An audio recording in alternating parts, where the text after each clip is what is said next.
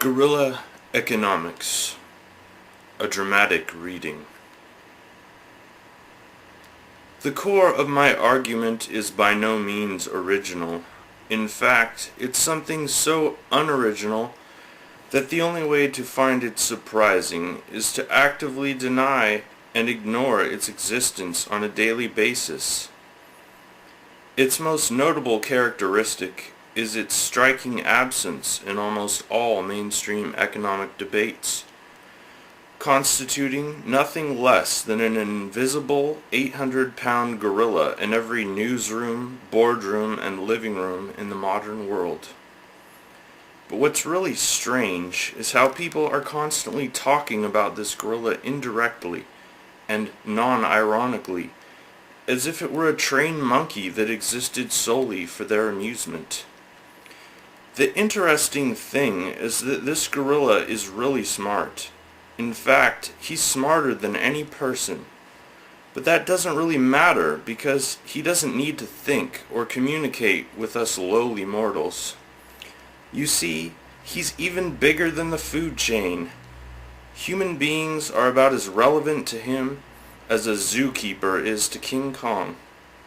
Routinely, he crushes countless civilizations under his mighty toes and only notices a slight squishy sensation while continuing to go about his business.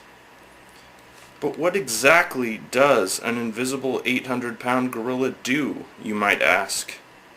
The classical answer has always been whatever it wants to. However, this gorilla only really does one thing well, but he does it better than anyone else.